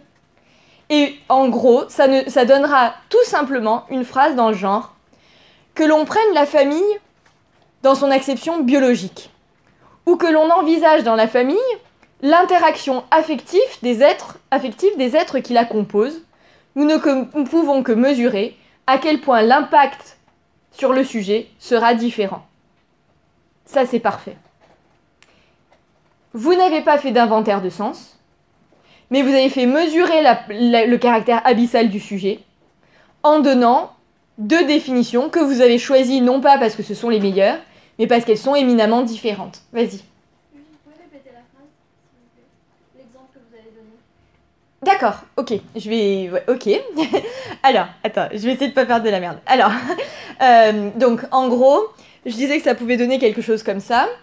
Selon que l'on prend la famille sous l'angle biologique, ou qu'on la conçoive sous l'angle des interactions affectives entre les êtres qui la composent, on ne peut que mesurer à quel point l'impact sur les sujets sera différent. Un truc comme ça, quoi. Vous voyez l'idée. Ça suffit. Évidemment, plus le thème est large, plus vous avez le droit de le réitérer. D'accord ? Vous pouvez confronter l'angle biologique et l'angle sentimental, premier éventail, et faire un deuxième éventail en disant ou que l'on considère la famille dans l'interaction des personnes, que ce soit horizontal, les liens frères-sœurs, mari-femme, ou vertical, dans la question des générations. Vous voyez ? Vous pouvez très bien faire deux éventails. Juste pour faire mesurer que l'on prenne comme ci ou comme ça, à chaque fois c'est immense, d'accord ? Donc là vous faites mesurer l'immensité du sujet. Et évidemment, vous le faites avec les autres concepts clés du sujet. Là vous avez la question de la disparition, la famille va-t-elle disparaître ? Dans votre introduction, vous parlerez de la valeur du futur, mais vous pouvez juste dire, nous interrogerons sur la valeur du futur, va-t-elle disparaître, etc. Mais la disparition de la famille, vous allez vous demander si elle est à court terme ou à moyen terme, relative ou absolue, des choses comme ça. D'accord ? Est-ce que c'est sous forme d'évanouissement ? Est-ce que c'est brutal ? Est-ce que c'est progressif ? Vous voyez que dans la disparition, en fait, il y a énormément de choses. D'accord ? Et donc, du coup, au lieu de dire tout ce que pourrait être une disparition, vous dites, bah évidemment, voilà, que l'on conçoive la disparition pareil, hein, que la disparition soit perçue dans son caractère éphémère ou absolu, ou qu'elle soit conçue dans sa dimension durative, l'impact sur le sujet sera effectivement différent. Voilà, donc en gros, comment je m'en sors, moi, pour la partie sens des termes du sujet. Je fais mesurer l'abîme en prenant des termes très différents et en montrant que ça aura un impact. Du coup, cette phase sens des termes du sujet est pour moi corrélée à une autre phase que j'ai appelée piste problématique. C'est-à-dire que, en gros, je vous demande, donc c'est pas deux phases distinctes, c'est que l'un amène l'autre. Donc après que vous en fassiez deux phases distinctes ou que vous corréliez les deux, peu importe, ça va être logique dans votre parcours. En gros, vous allez, une fois que vous avez dit que l'on considère la famille sous son angle biologique ou sous son angle affectif, l'impact sur le sujet sera considérablement différent, vous pouvez dire, en effet, si on prend l'un, ça va plutôt poser des questions dans ce sens-là. Et si on prend l'autre, ça va plutôt interroger telle dimension de la disparition de la famille. Et là, vous revenez au sujet dans son ensemble.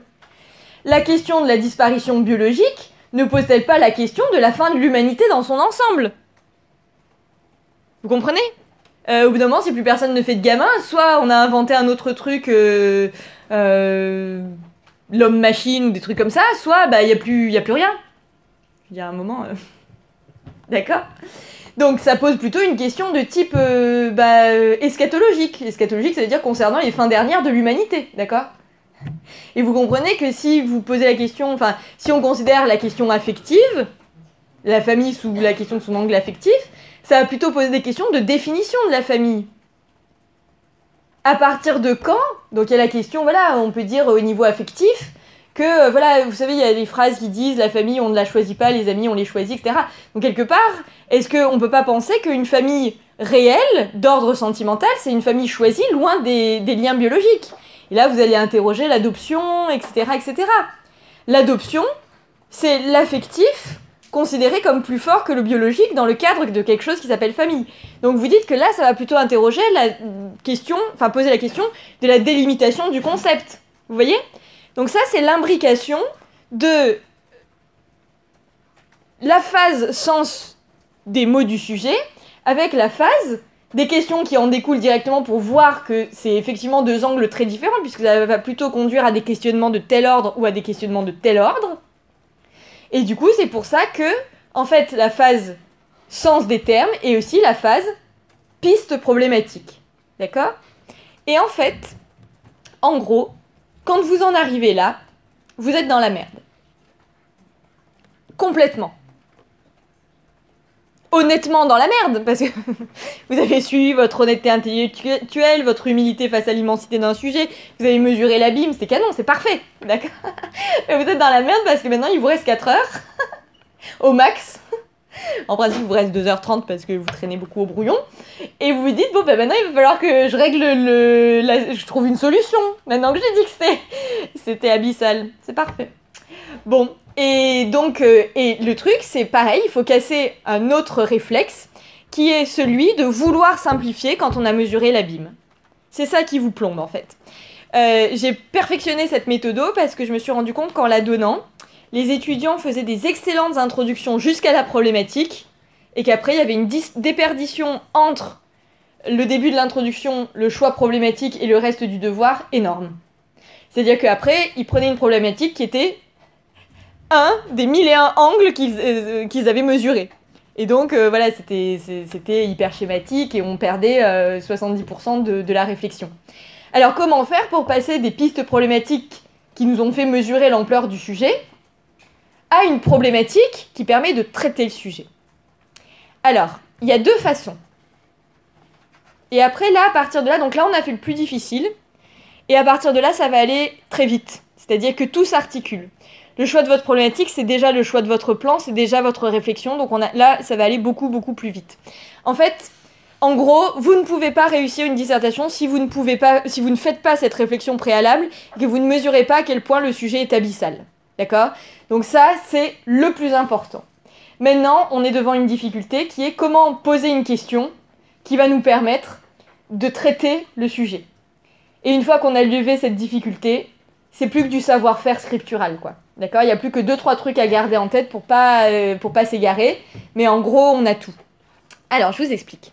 En fait, j'ai remarqué, à force de faire des corrigés de dissert, voilà, au bout du 12e ou du 13e corrigé, je me suis rendu compte que, quelle que soit la manière dont je la formule, en fait, je faisais toujours la même problématique, mais j'en avais pas pris conscience. Et donc ça veut dire qu'en fait, il y a une possibilité de savoir, de faire une problématique unique pour toutes les dissertes de culture générale, mais surtout ne le dites à personne. Voilà. Donc en fait, il y a la première possibilité, qui est en fait la version simplifiée de la deuxième. D'accord? Donc problématique type CP versus problématique type Sciences Po. Ok, on est parti. C'est de reprendre le sujet tel quel. Attention, vous n'avez pas le droit juste de reprendre le sujet tel quel, de dire dès lors, la famille va-t-elle disparaître? Voilà, trop facile. Mais vous pouvez articuler la question du sujet avec l'abîme que vous avez mesuré. Et donc ça donne des sujets dans le genre quels épiphénomènes de la famille sont-ils menacés de disparition et dans quelle acception de celle-ci? Et ces derniers impliquent-ils que l'ensemble du concept soit menacé dans son ensemble? C'est le sujet reformulé à la lumière de ce que j'ai dit avant. Je vais essayer de vous le refaire parce que du coup, voilà.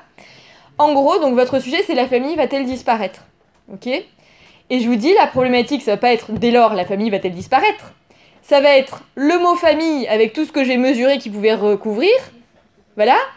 Qu'est-ce qui, dans toutes les acceptions de famille, risque ou non de disparaître à tous les sens possibles que j'ai donné à disparaître. Concrètement, ça va être de dire, le modèle biologique, est-ce qu'il va disparaître de manière relative, de manière absolue, de manière progressive, de manière brutale?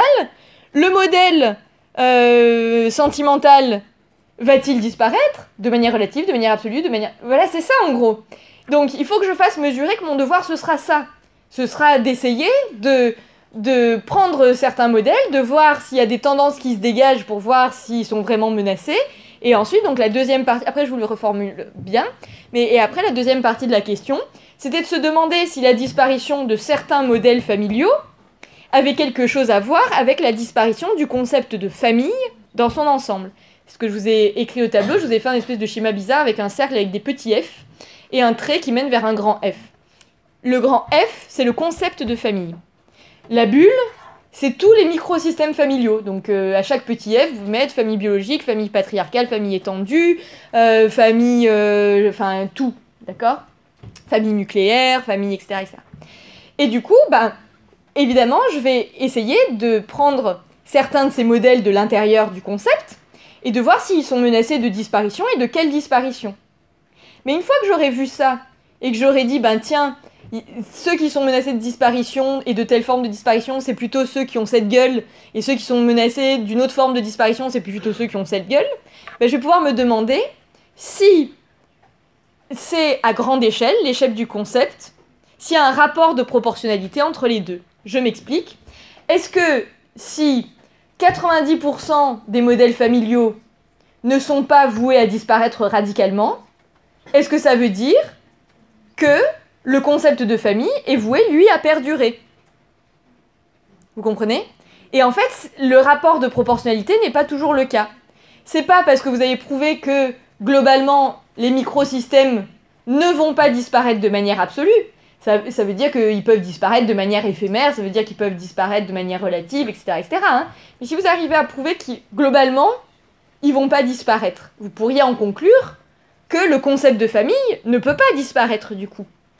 Mais en fait, vous pouvez dire qu'il suffit de redéfinir le concept de famille, et même si les microsystèmes survivent, le concept de famille, lui, peut dégager. Par exemple, si vous prenez la famille sous l'angle de la parentalité, d'accord? Ah, pardon, désolé.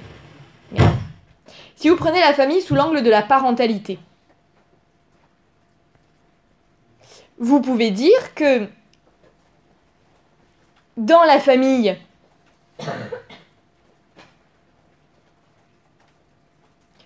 vous pouvez dire que, à l'heure actuelle, est intégré dans la famille des modèles non biologiques, comme l'adoption. Sans qu'on ait changé le nom de famille.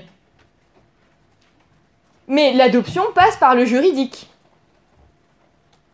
En revanche, si vous posez la parentalité, comme on l'a vu en TD, en dehors du ventre maternel. Je vous avais dit que c'était la grosse réflexion engendrée par la gestation pour autrui.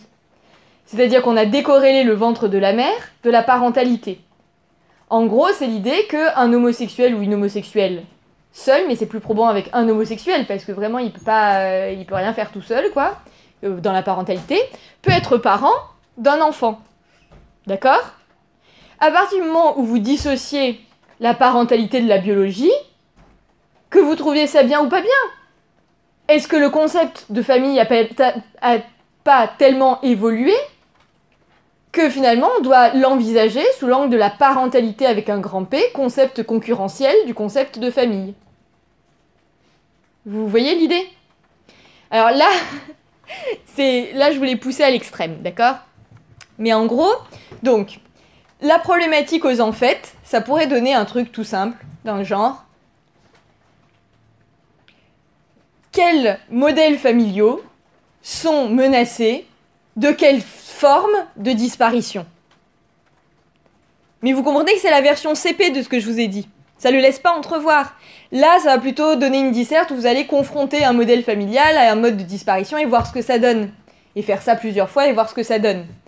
C'est bien. Franchement, vous pouvez facilement avoir 14 avec un truc comme ça si c'est bien fait, d'accord? La vraie dissertation, La disserte où on se prend la tête et on a envie de se la taper contre les murs parce que c'est l'angoisse. C'est celle où on va poser la question, donc deuxième possibilité, du relatif et de l'absolu. Et c'est en gros ce que je vous ai fait là. C'est-à-dire en gros, comme vous avez souvent dans vos trucs de culture générale un concept clé, la culture, la famille, l'État, machin, etc., il y a une idée qui peut être une problématique qui serait, la question se pose-t-elle uniquement sur les microformes du concept ou sur le concept dans son ensemble, et y a-t-il correspondance entre les deux? Et ça, c'est la démonstration que je vous ai faite entre le grand F et les petits f. D'accord? La question se pose-t-elle sur la famille biologique, la famille, etc., la famille ceci, ou sur la définition même du concept de famille? Ça, c'est une question problématique en relatif absolu. Dans l'incarnation épisodique des modèles à travers l'histoire, ou dans l'ensemble de ces modèles regroupés par le grand F du concept de famille. Et la question qui en découle, c'est y a-t-il forcément corrélation entre les petits f et le grand F? Est-ce que le grand F n'est pas menacé de disparition, lui tout seul, quand bien même les petits f survivraient? C'est ça l'idée. Vas-y, il y a une question. Oui, sans problème. Sans problème, ça c'est des questions de formulation. Évitez les phrases à rallonge. Là, moi-même, dans les exemples que je vous ai donnés, il y a, je crois que je l'ai scindé en 2 voire 3 questions. L'idée, en fait, ce qui préside à ça, c'est de ne pas confondre les pistes problématiques, qui est la phase d'avant, les questions qui découlent pour donner un ordre d'idée, etc., de la problématique. D'accord? C'est-à-dire que tant que vous avez bien ciblé le truc, qui est le truc du relatif et de l'absolu, si pour le formuler, vous avez besoin de 2 ou 3 questions, c'est très bien. Ce qu'il ne faut pas, c'est que vous mettiez la somme de vos pistes problématiques, qui vont être 5, 6, 7 questions qui n'ont rien à voir entre elles en apparence, que vous ne preniez pas la peine de voir qu'est-ce qui les englobe. Là, ce sera trop de questions, en fait. Même s'il n'y en avait que 3, finalement, parce qu'il y en a qui trouvent que 3 pistes problématiques, tu vois? Voilà, c'est ça l'essentiel. C'est une fois que vous savez comment englober le tout, c'est pas grave de le poser en 1, 2 ou 3 questions. Ou en une phrase et 2 questions. D'accord? C'est bon. Ok, là, en fait, on a tout fait. En gros, il n'y a plus qu'à voir des points de détail. Pourquoi? Parce que maintenant, en fait, vous avez à choisir le plan et vous avez à rédiger l'intérieur de vos parties et à faire des conclusions. C'est étirement? Ouais, c'est étirement. Je ne savais pas si c'était une question comme... Non, j'ai vu un bras puis l'autre, donc c'est pour ça que je me suis lancée. Voilà. Donc, alors, vous avez à choisir un plan et à faire vos parties. En fait... Donc là, je vous donne une pratique qui m'est personnelle. Peut-être que vous trouverez d'autres pratiques parce que chacun a sa forme d'esprit. Mais je vous dis comment moi je m'en sors depuis ma prépa pour ne pas tomber dans le piège du brouillon qui n'aboutit jamais. En fait, ce que j'ai remarqué, c'est que souvent, vous avez des excellents brouillons et des très mauvaises dissertes. Et moi, j'avais ça aussi. Et en fait, souvent, vous réglez la question au brouillon, vous trouvez des exemples et tout. Et au moment de les réécrire, vous ne savez plus du tout le rapport que votre exemple avait avec la choucroute. Et vous êtes là à essayer de formuler un truc, et pendant que vous le formulez aussi, ce qui arrive des fois, c'est que vous disiez « Merde, en fait, il prouve aussi le contraire, mon exemple. » Mais comme vous êtes lancé et que vous voulez prouver quelque chose, vous le faites mentir. D'accord? Vous dites « en fait, il veut dire que ça. » Voilà. Ou sinon, vous vous mettez à le relativiser au sein même de votre démonstration et on ne comprend plus rien. Donc, pour dépasser toutes ces problématiques, moi, la solution que j'ai trouvée, c'est en fait de passer...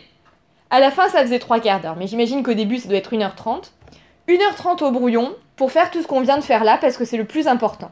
Et qu'en fait, à partir de ça, de la fin de la problématique, vous êtes tiré d'affaire.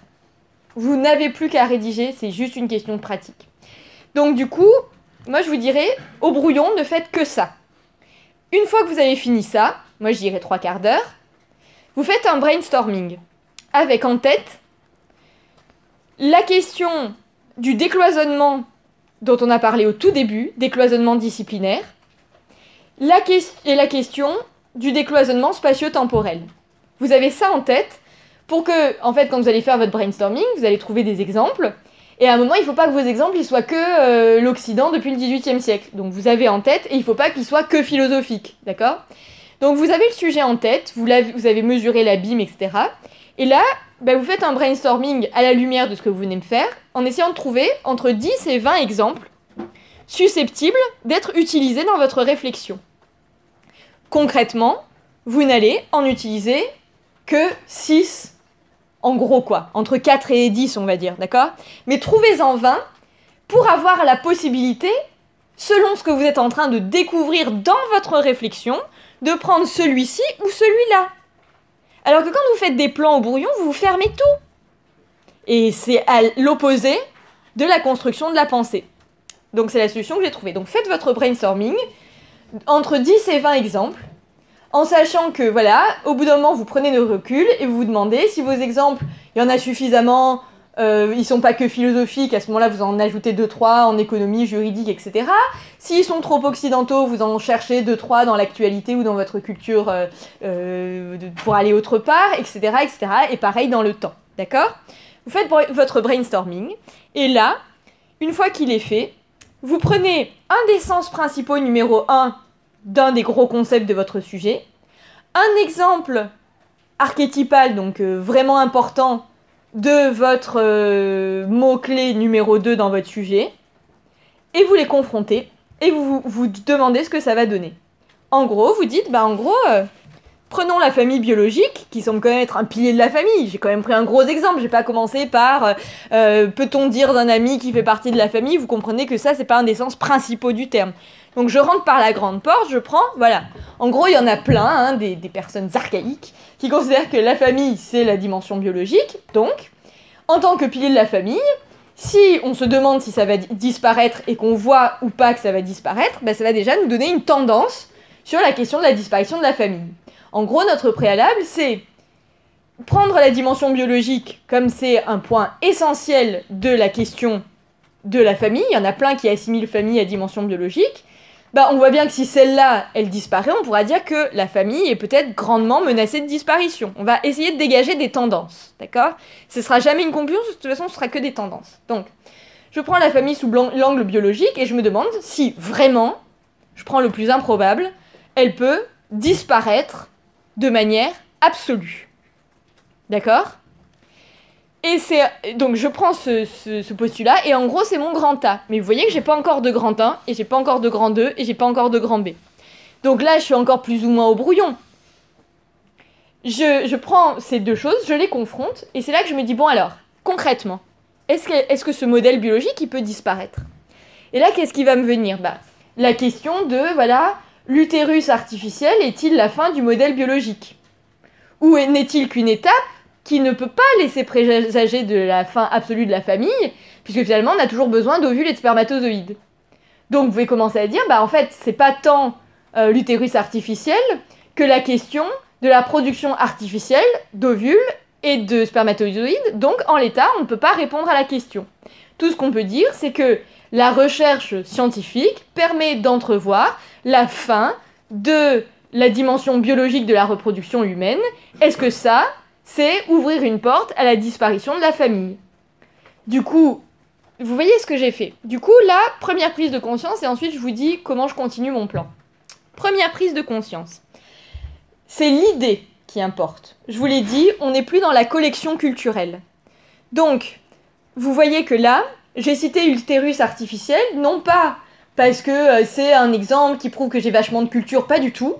Je l'ai pris parce que c'est celui qui pose le plus profondément, selon moi, la question de la possibilité d'envisager la disparition de la fin de la reproduction à caractère biologique. Ok? Donc c'est vraiment... La culture est soumise à l'idée. Et si vous regardez mon argument, c'est annonce de ce que je vais faire, la confrontation des deux concepts en prenant l'idée qui me semble la plus folle, pour voir si elle est vraiment folle. La disparition totale d'un des piliers de la vision de la famille dans sa dimension biologique. D'accord? Donc ça c'est l'annonce, ça va prendre 3 lignes. Après, je parle utérus artificiel, ça me prend 2 lignes. Il y a de la recherche scientifique sur des utérus artificiels, mais elle ne touche pas encore l'ovule et le spermatozoïde. 3 lignes. Et après, la question de la disparition de la famille sous l'angle biologique par rapport à l'utérus artificiel et la forme de disparition que ça peut prendre et ce que ça peut prouver sur le sujet, c'est 15 lignes. Ça change tout quand même. C'est-à-dire que si vous vous rappelez vos dissertes de terminale, en général, vous dites un truc, donc je le dis et après vous le rayez de votre esprit, un truc dans le genre, ce que je vous ai dit tout à l'heure, la famille semble effectivement menacée de disparition. Petit a, petit 1 ou grand A, l'utérus artificiel. Il y a des recherches, l'utérus artificiel, blablabla, 1989, comme date clé, blablabla, 6 lignes. Et après je dis donc, la famille est menacée de disparition. Alors que là, votre réflexion, il manque 15 lignes là-dedans, d'accord? Il manque 15 lignes de réflexion et 3 lignes de conclusion réelle qui sont pas « je prouve ce que j'ai annoncé », parce que ça c'est de la malhonnêteté intellectuelle, c'est « je me suis posé une question », j'ai pris un exemple pour le réfléchir de manière pragmatique, et cet exemple donne une tendance que je nomme. D'accord? Bon. Et cette tendance pose une question. En gros, la question que ça peut poser, c'est... ben voilà, là, j'ai pas arrêté de dire que l'un des piliers de la famille était menacé, mais pilier de la famille, est-ce que c'est la famille? Et là, je prends un autre sens de famille très différent de celui biologique, et je recommence ma confrontation.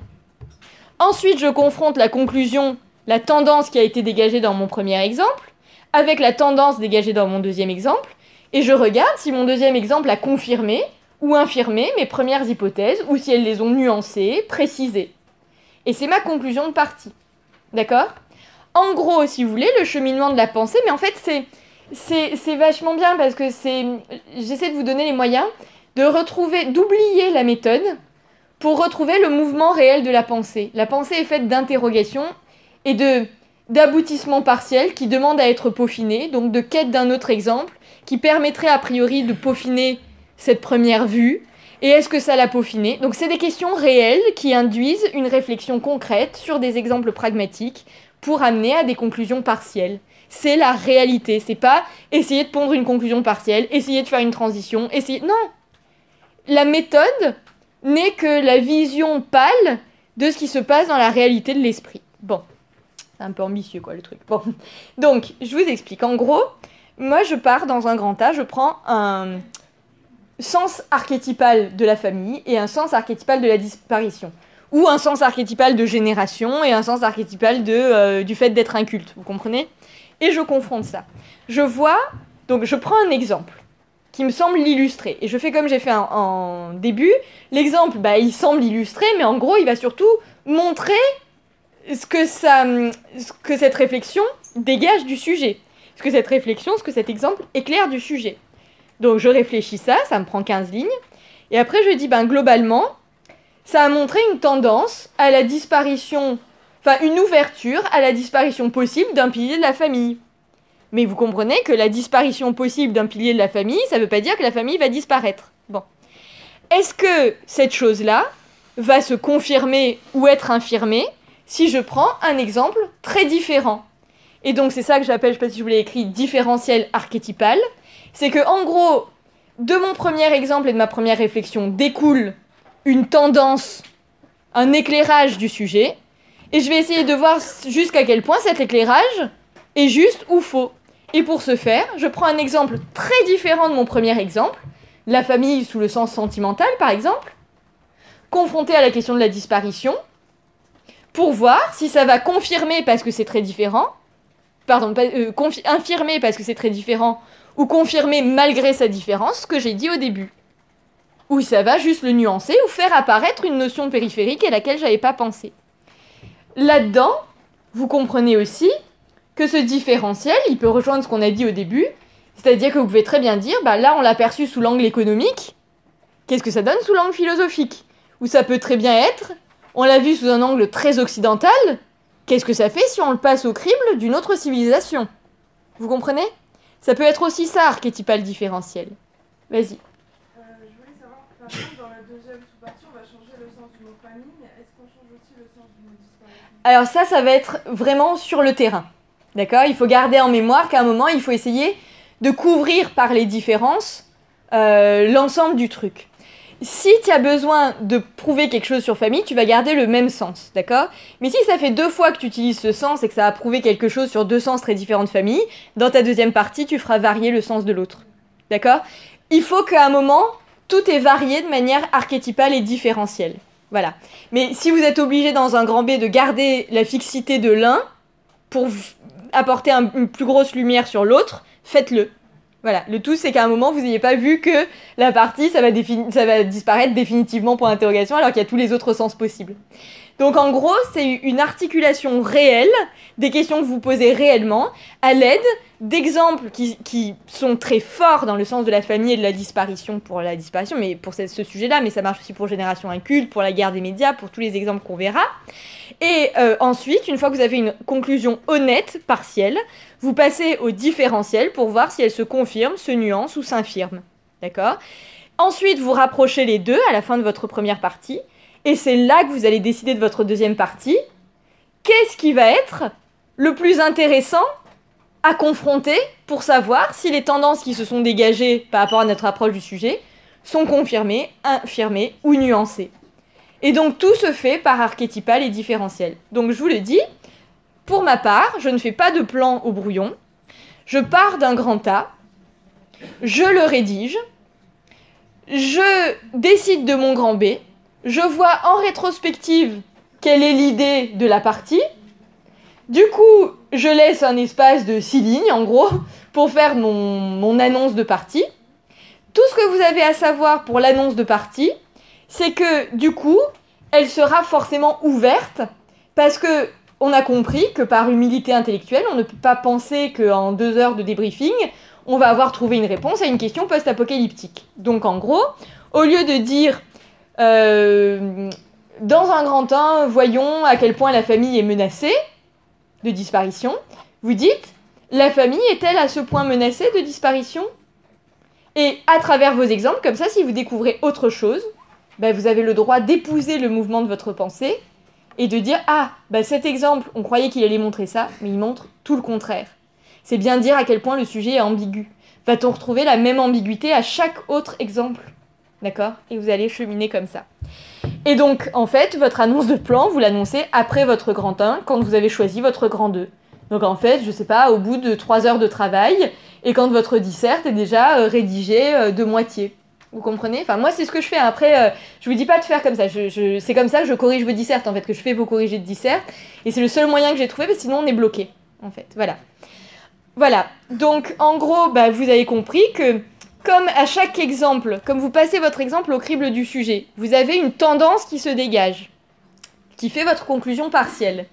Du coup, à chaque partie, vous avez une conclusion de partie, puisque vous confrontez la tendance 1 à l'exemple 2 pour voir si la tendance a été confirmée, infirmée ou nuancée. Et votre deuxième partie, vous la choisissez en fonction de ce qui a été dit pour voir pareil si cette tendance nuancée, etc., elle est confirmée ou infirmée. Du coup, forcément que vous avez une conclusion à faire et que votre conclusion n'est pas juste la répétition. Évidemment, pour conclure, vous allez devoir rappeler que votre réflexion, alors que vous pensiez que poser cette question allait vous conduire à répondre ça, vous vous rendez compte que l'étude de vos exemples a conduit à dégager des tendances qui ont été de tel ordre. D'accord ? Et que du coup, ça, on peut dégager telle tendance, ça c'est la conclusion, la partie conclusive de votre conclusion, mais que, en même temps, vous avez vu apparaître au fur et à mesure du déploiement de votre pensée des notions périphériques auxquelles vous n'aviez pas pensé au préalable et qui seraient des bons aiguillages pour poursuivre la réflexion. Et en fait, sans le vouloir, vous avez fait une ouverture. Vous avez ajouté en toute honnêteté intellectuelle ce qui s'est présenté à vous au cours de votre parcours et que vous dites, vous jugez nécessaire de prendre en compte pour poursuivre la réflexion. Mais vous arrêtez là parce que vous avez fait défrichage qui dégage des tendances et c'est tout ce que vous pouvez faire en 5 heures.